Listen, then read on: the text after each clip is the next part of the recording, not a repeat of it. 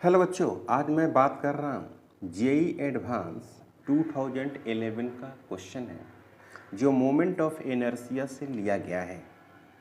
Pure moment of inertia calculate करने की बात करना है for solid sphere each of diameter root under 5 centimetre and mass 0.5 kg are placed with their center at the corners of a square of side 4 centimeter.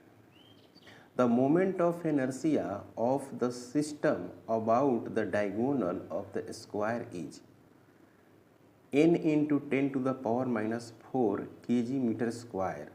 Then capital N is, सबसे पहला काम करना है कि जो क्वांटिटी दिया हुआ है उस क्वांटिटी को आप लिखेंगे। पहले क्वेश्चन काफ़ी आसान है, ऐसे नाम भर के लिए ये एडवांस का है लेकिन बहुत आसान है।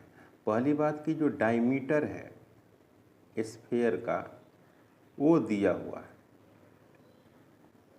जो डायमीटर है वो दिया हुआ है बच्चों रूट अंडर 5 सेंटीमीटर। तो आप कह सकते हैं कि इसका रेडियस जो होगा वो इस तरह से हो जाएगा, root under 5 divided by 2 centimetre आ गया, क्योंकि रेडियस की ज़रूरत है। एक तो ये बात हो गई कि जो मोमेंट ऑफ इनर्शिया होता है सॉलिड स्फीयर का एलोंग द डायमीटर या along the centre of mass, एक ही बात होता है, एलोंग द डायमीटर या along the centre of mass. ये होता है 2/5 m और r का स्क्वायर होता है बच्चों। ये आपको मालूम है, ये आप पहले से भी जानते हैं, इसमें कोई प्रॉब्लम वाली बात नहीं है। अब सवाल ये है कि जो साइड है स्क्वायर का साइड वो है 4 सेंटीमीटर और जो नेट जो मोमेंट ऑफ इनर्शिया आ रहा है डायगोनल के अबाउट, या आप ऐसे कर सकते हैं डायगोनल,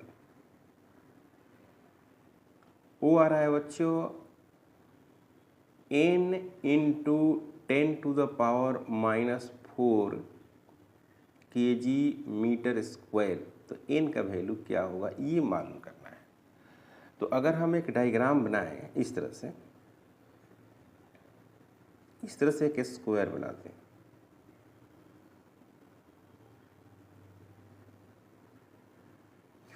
इसके प्रत्येक कॉर्नर पर एक एक स्फीयर ऐसे रख देते हैं।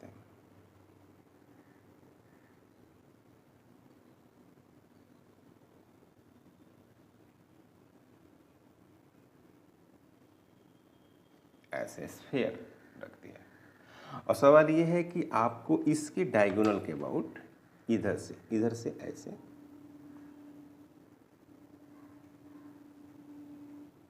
इसके अबाउट आपको मोमेंट ऑफ इनर्शिया चाहिए, मतलब कि ऐसे रोटेट कर रहा है, ऐसे मानिए। क्लियर है बच्चों? अब इसका आप नाम दे दीजिए, इसका नाम ए है, बी है, सी है और डी है।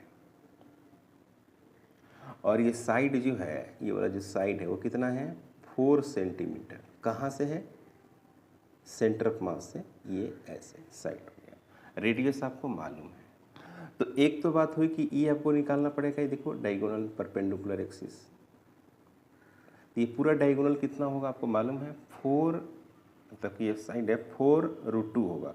अब उसका हाफ करेंगे तो ये मिलेगा 4√2 डिवाइडेड बटे 2, ये वाला डिस्टेंस मिल गया, ये वाला। तो ये जो दो जो वैल्यूज है इन दो के लिए for A and C used parallel axis theorem. Parallel axis theorem सही है बच्चों? क्या मैंने लिखा है कि फॉर ए एंड सी, इसके और इसके इस एक्सिस के ये पैरेलल है, तो यानी पैरेलल एक्सिस थ्योरम का इस्तेमाल करेंगे दो के लिए। ठीक है, मतलब कि दो के लिए हम पैरेलल एक्सिस थ्योरम का इस्तेमाल कर रहे हैं। और इसको हम क्या करेंगे, इसको डायरेक्ट लिखेंगे, इसको डायरेक्ट लिख देंगे along the diameter. For D and B, write along diameter, along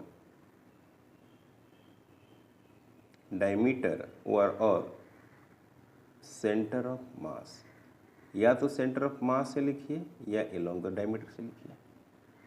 तो अगर हम इसको देखें कि आई जो इसका नेट होगा वो सभी को लिखते हैं, तो आई ए प्लस आई सी एक साथ लिख देते हैं, plus I B plus I D एक साथ लिख देते हैं।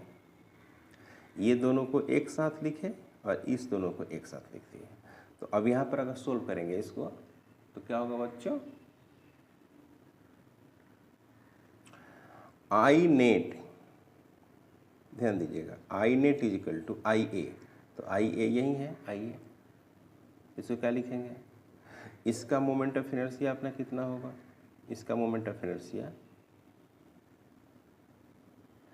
इसका जो अपना मोमेंट ऑफ इनर्शिया है, इसका अपना मोमेंट ऑफ इनर्शिया ये लिखेंगे आपको 2/5 M R square plus parallel axis theorem.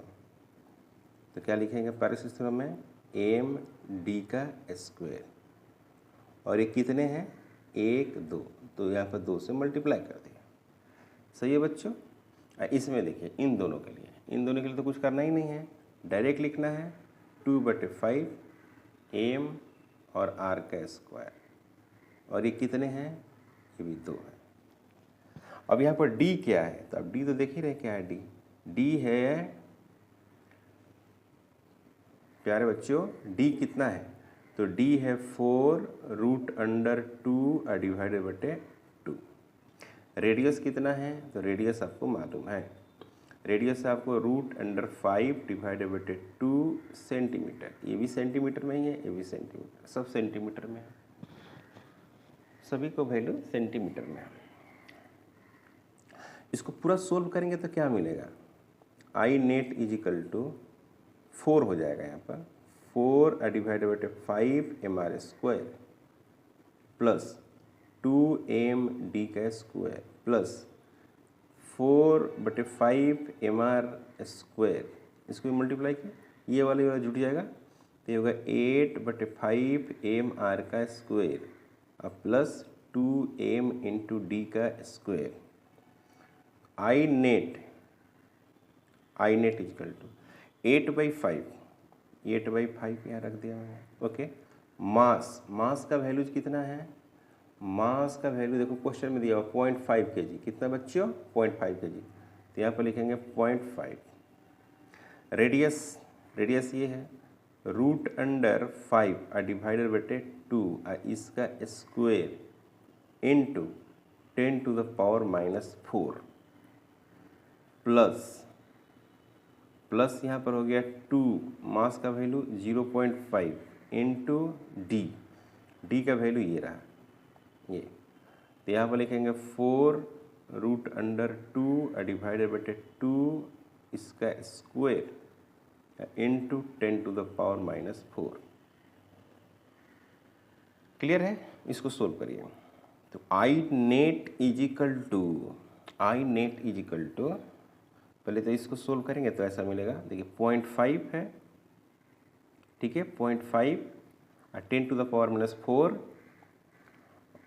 Comma ले लेते हैं, 0.5 इंटू 10⁻⁻4 कॉमन हो गया, तो यहाँ पर आया 8 डिवाइडेड बटे 5, 8/5 इंटू यहाँ पर आ गया 5, यहाँ पर आ गया 4 प्लस यहाँ पर आ गया 2, यहाँ पर आ गया 16, यहाँ पर आ गया 2, यहाँ पर आ गया 4।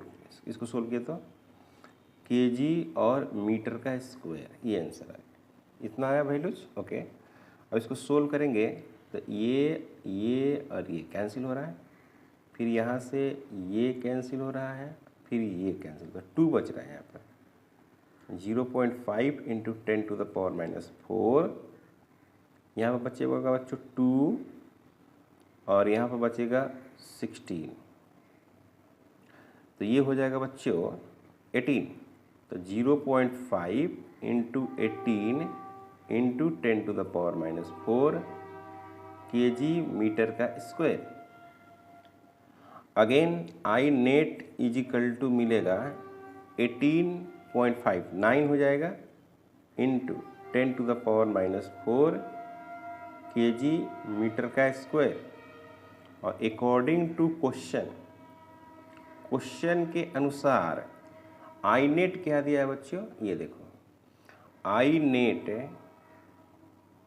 इज इक्वल टू जो दिया हुआ है वो दिया हुआ है capital N into 10 to the power -4 kg metre square.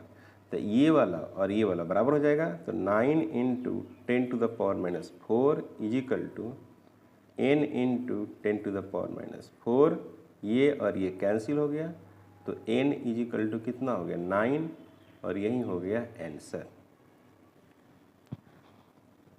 Clear?